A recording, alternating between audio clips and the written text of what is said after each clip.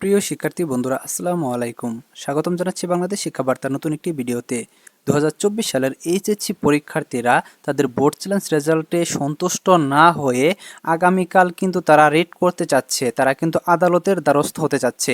তো এটা নিয়ে কিন্তু ফেসবুক গ্রুপগুলোতে কিন্তু অনেকগুলা কিন্তু পোস্ট আমি দেখতে পেরেছি, এবং তোমরাও অবশ্যই দেখতে পাবা যে ফেসবুক গ্রুপগুলোতে এইচএসসি 2024 ব্যাচে যারা পরীক্ষার্থীরা রয়েছে বোর্ড চ্যালেঞ্জ করেছে, এবং যারা বোর্ড চ্যালেঞ্জের রেজাল্টে সন্তুষ্ট না, অনেকের রেজাল্ট নাকি পরিবর্তনই হয়নি, যেটা পরিবর্তন হওয়ার কথা ছিল।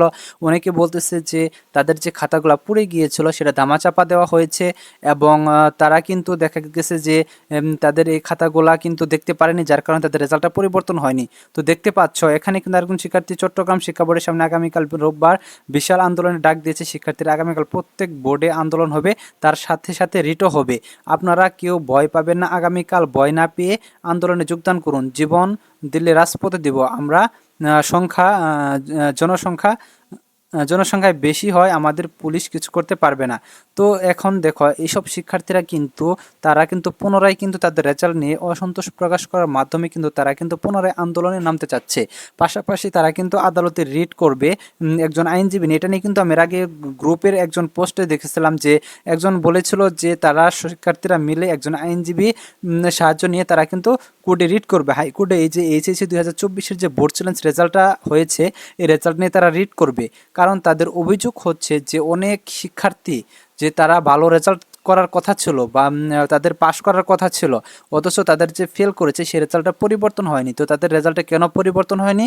তাদের দাবি একটাই, সেটা হচ্ছে যে পরীক্ষার সময় যে গণ্ডগোলটা হয়েছিল, অর্থাৎ সরকার পতনের যে আন্দোলন হয়েছিল, তখন কিন্তু তোমাদের যে এইচএসসি 2024-এ যে খাতাগুলা, অর্থাৎ উত্তরপত্র প্রশ্নপত্র, সেগুলা কিন্তু থানায় সংরক্ষিত ছিল, এবং থানা থেকে কিন্তু সেটা 3-4 ধাপে কিন্তু শিক্ষা বোর্ডে গিয়ে জমা হওয়ার কথা ছিল। কিন্তু সেখানে দুর্বৃত্তরা কিন্তু থানায় হামলা চালিয়েছিল এবং থানায় আগুন লাগিয়ে দিয়েছিল, যার কারণে সেসব খাতাগুলা কিন্তু মালখানা থেকে কিন্তু পুড়ে গিয়েছিল। এমন তথ্য, এমন নিউজ কিন্তু আমরা গণমাধ্যমে কিন্তু পেয়েছি এবং তোমাদেরও দেখিয়েছি, তোমরাও দেখেছ। তো তারপরে কিন্তু অধ্যাপক তপন কুমার সরকার, যিনি ঢাকা শিক্ষা বোর্ডের চেয়ারম্যান এবং বাংলাদেশের যে আন্তঃশিক্ষা বোর্ড সমন্বয় কমিটি রয়েছে সেটা সভাপতি, তিনি কিন্তু সংবাদ মাধ্যমকে জানিয়েছেন যে খাতাগুলা সেখানে পুড়ে যায়নি, সেখানে শুধু প্রশ্নপত্র পুড়েছিল। তো এখন বিষয় হচ্ছে যে বেশিরভাগ শিক্ষার্থীদের প্রশ্ন একটাই, প্রশ্নপত্র এবং উত্তরপত্র যদি এক জায়গায় থাকে তাহলে প্রশ্নপত্র পড়বে, উত্তরপত্র পড়বে না। এটা কেমন কথা? এটার তো কোনো যৌক্তিকতা নেই, আসলে এটার কোনো যৌক্তিকতা নেই। তো শিক্ষার্থীরা এই জন্য বলতেছে যে তাদের যে উত্তরপত্রগুলো ছিল সেগুলো পুড়ে গিয়েছে, এবং তাদের রেজাল্টটা আনুমানিকভাবে দেওয়া হয়েছে, এবং এই যে বোর্ড চ্যালেঞ্জ যে করেছিল শিক্ষার্থীরা, সেখানে তাদের রেজাল্ট পরিবর্তন না হওয়ার একটি মুখ্য কারণ হচ্ছে যেসব খাতাগুলো পুড়ে গিয়েছিল সেসব খাতাগুলো তো পুনরায় দেখা সম্ভব হয়নি, সেই জন্য তাদের রেজাল্টটা পরিবর্তন হয়নি। তো বোর্ড চ্যালেঞ্জের মাধ্যমে কিন্তু অনেক শিক্ষার্থীর রেজাল্টও কিন্তু পরিবর্তন হয়েছে, অনেক শিক্ষার্থী কিন্তু জিপিএ 5ও পেয়েছে। কারণ যেহেতু তোমাদের এইবার তোমাদের যে সাবজেক্ট ম্যাপিং করে যে রেজাল্টটা দেওয়া হয়েছে, সেই রেজাল্টের মাধ্যমে কিন্তু দেখা গেছে যে তোমাদের এসএসসি রেজাল্টটা চলে এসেছে। তো এসএসসিতে যারা এ প্লাস পেয়েছিল তাদের রেজাল্ট কিন্তু মোটামুটি এ প্লাস পাওয়ার যোগ্য, কারণ তোমরা যদি পাস করো মোটামুটি তাহলে কিন্তু প্রায় এ প্লাসের কাছাকাছি চলে আসার কথা। কাজেই তোমরা যদি একটু ভালো রেজাল্ট করে থাকো তাহলে তোমাদের এ প্লাস চলে আসবে। তো অনেকেরই এরকম এ প্লাস চলে আসছে। তো অনেকেই দেখা গেছে যে ফেল করেছিল, পাস করেছে, অনেকের কাঙ্ক্ষিত রেজাল্ট চলে এসেছে, কিন্তু অনেক শিক্ষার্থীর কাঙ্ক্ষিত রেজাল্ট আসেনি। এই জন্যই কিন্তু এই আন্দোলনের সিদ্ধান্ত নিচ্ছে শিক্ষার্থীরা এবং রিট করার সিদ্ধান্ত নিচ্ছে শিক্ষার্থীরা। তো এখন শিক্ষার্থীদের কি এটা কি করা উচিত হবে? তোমাদের বলবো যে তোমরা রিট করলে করতে পারো, তোমরা আইনের আশ্রয় নিলে নিতে পারো, কিন্তু তোমরা আন্দোলন বিশৃঙ্খলা আর সৃষ্টি করো না। কারণ এর আগে তোমরা অনেক আন্দোলন করেছো, আন্দোলন করে কিন্তু তোমরা আসলে কোনো ফল পাওনি। তো তোমরা আইনের মাধ্যমে তোমাদের যে স্বচ্ছ উপায় রয়েছে সেই উপায়ে তোমরা তোমাদের ব্যবস্থাগুলো নিতে পারো, এতে কোনো প্রকার সমস্যা নেই। কারণ তোমাদের বাক স্বাধীনতা রয়েছে, তোমরা তোমাদের দাবিগুলো উত্থাপন করতে পারো। নতুন স্বাধীন বাংলাদেশে কিন্তু এটা কিন্তু একটা গুরুত্বপূর্ণ বিষয় যে একজন মানুষ তার স্বাধীনতা হচ্ছে তার বাক স্বাধীনতা, সেটা কিন্তু সে বলতে পারবে, কথা বলতে পারবে। তো দেখো এখানে আরেকজনে পোস্ট করেছে, সবাই রবিবারের জন্য প্রস্তুত হও, রিট করা হবে, সব শিক্ষা বোর্ডে সামনে চলে আসবা। তো দেখো এরকম, দেখো আরেকজনও বলেছে এরকম রবিবারে বিশাল আন্দোলনের ডাক দিয়েছে শিক্ষার্থীরা। তো দেখো এখানে কিন্তু আমাদের বার্তা দৈনিক পত্রিকা একটি নিউজ প্রকাশিত, পরীক্ষকদের অবহেলায় পরীক্ষার্থীদের স্বপ্নভঙ্গ, এরকম কিন্তু একটি নিউজ কিন্তু প্রকাশিত হয়েছে আমাদের বার্তা দৈনিক, আমাদের বার্তা সংবাদপত্রে। তো আসলে এটা কতটুকু সত্য এটা জানি না, এটা যদিও ফেসবুক ফেসবুকে একজনে এডিট করেও দিতে পারে, তবে মনে হয় এটা এডিট করা নাই, স্ক্রিনশট দিয়ে হয়তো সত্যটাই দিয়ে দিয়েছে, এরকম নিউজ প্রকাশ করতে পারে। কারণ শিক্ষকেরা যেহেতু সঠিকভাবে খাতা দেখতে পারে নাই, সেহেতু শিক্ষার্থীদের রেজাল্ট তো খারাপ হওয়ারই কথা। তো দেখো এখানে কিন্তু আরো অনেক শিক্ষার্থীরা কিন্তু এই আন্দোলন নিয়ে পোস্ট করেছে, আন্দোলনের জন্য একটা গ্রুপ তৈরি করেছে, যারা এটা বা ইনবক্সে এটা মেসেঞ্জার গ্রুপ হয়তো তৈরি করা হয়েছে। তো এরকম ভাবে কিন্তু শিক্ষার্থীরা কিন্তু আন্দোলনের জন্য কিন্তু তারা এগিয়ে যাচ্ছে।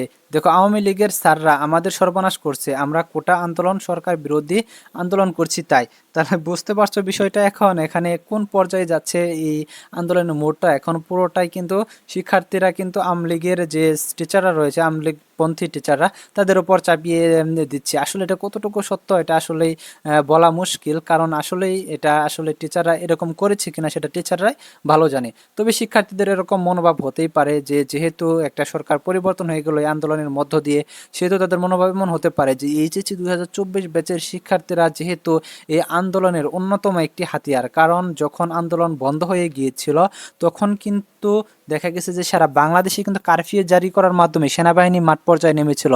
2 দিনের মধ্যে অর্থাৎ 24 ঘন্টার মধ্যে কিন্তু সারা বাংলাদেশ কিন্তু ঠান্ডা করে ফেলেছিল তারা। রাস্তাঘাটে কোনো জায়গায় কোনো আন্দোলনের চিহ্ন থাকেনি। তখন ওই মুহূর্তে শুধুমাত্র এইচএসসি 2024 ব্যাচের শিক্ষার্থীরা যদি রাস্তায় নেমে না আসতো, তাহলে কিন্তু এই আন্দোলন কিন্তু আর চূড়ান্ত পর্যায়ে যেত না, আন্দোলনটা ওখানে স্থগিত হয়ে যেত। তখন এইচএসসি 2024 ব্যাচের শিক্ষার্থীরা পরীক্ষা বয়কট করেছে, বয়কট করে তারা রাজপথে নেমেছে।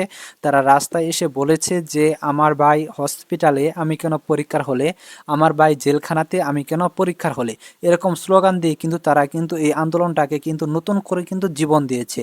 কিন্তু সে অনুযায়ী কিন্তু এইচএসসি 2024 ব্যাচের শিক্ষার্থীদের পক্ষে বা পাশেই কিন্তু কোনো সমন্বয়ক বা বর্তমান সরকারের কোনো সদস্যকে আসতে দেখা যায় না। এটা কিন্তু খুবই খুবই দুঃখজনক একটা বিষয়। তো যাই হোক, তোমরা যারা এইচএসসি পরীক্ষার্থীরা রয়েছে, যারা বোর্ড চ্যালেঞ্জ করে তোমরা ফল পাওনি, অর্থাৎ আশানুরূপ রেজাল্ট যারা তোমরা পাওনি, তারা যে তোমরা এই আন্দোলনটা করতে চাচ্ছ, তো আন্দোলনটা তোমাদের শান্তিপূর্ণ হওয়া উচিত। এবং তোমরা যে আদালতে রিট করতে চাচ্ছ, হ্যাঁ তোমরা এটা রিট করতে পারো, যেহেতু তোমাদের যদি এরকম মনে হয় যে তোমরা ভালো পরীক্ষা দিয়েছো, বোর্ড চ্যালেঞ্জ করেও তোমাদের রেজাল্ট পরিবর্তন হয়নি, সেক্ষেত্রে তো তোমরা অবশ্যই রিট করবা। কারণ দেখা গেছে যে সেটা যদি সঠিকভাবে মূল্যায়ন না হয়ে থাকে, সেটা তো তোমাদের প্রতিক্রিয়া তো দেখাতেই হবে।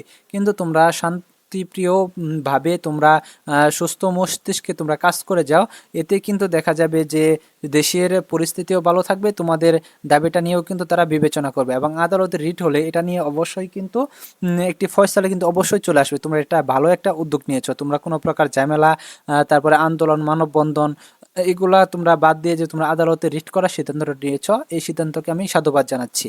তো যাই হোক, দেখো এখানে কিন্তু অনেক কথা বলেছি আসলেই। এখানে যে সংবাদপত্রে যেটি প্রকাশিত হয়েছে সেটা কিন্তু এখন এখানে দেখানো সম্ভব হচ্ছে না। যাই হোক, তোমরা এটা গ্রুপ থেকেও দেখে নিতে পারো। আরেকটা বিষয় হচ্ছে যে তোমরা যারা এইচএসসি পরীক্ষার্থীরা রয়েছে, আমাদের চ্যানেলটি যারা এখনও সাবস্ক্রাইব করো না, আমাদের চ্যানেলটি সাবস্ক্রাইব করে রাখো এবং পাশে থাকা বেল আইকনটি বাজিয়ে দাও। কারণ আমাদের চ্যানেল থেকে তোমরা কিন্তু তোমাদের যাবতীয় তথ্যগুলা কিন্তু তোমরা পেয়ে যাবা। তোমাদের সামনে অনার্সে ভর্তি রয়েছে, সমস্ত তথ্যগুলা কিন্তু আমাদের থেকে পেয়ে যাবে। এবং তোমাদের যারা ছোট ভাই বোনেরা রয়েছে তাদেরকেও বলবা যাতে আমাদের চ্যানেলটি সাবস্ক্রাইব করে রাখে। কারণ আমাদের বাংলাদেশ শিক্ষা বার্তা ইউটিউব চ্যানেলটি কিন্তু সবসময় শিক্ষার্থীদের পাশে রয়েছে, তাদের সকল প্রকার তথ্য দিয়ে সহযোগিতা করছে, এটা কিন্তু তোমরা জানো। তো যাই হোক, আজকের এই ভিডিও এ পর্যন্ত। তো আগামীকাল দেখা যাক শিক্ষার্থীরা রেড করে কিনা, শিক্ষার্থীরা আন্দোলনে নামে কিনা, শিক্ষা বোর্ডের সামনে গিয়ে জমায়েত হয় কিনা, সমস্ত কিছু আপডেটগুলো কিন্তু আমি পাওয়ার সাথে সাথে তোমাদের জানিয়ে দিব। ধন্যবাদ সকলকে পুরো ভিডিওটি দেখার জন্য।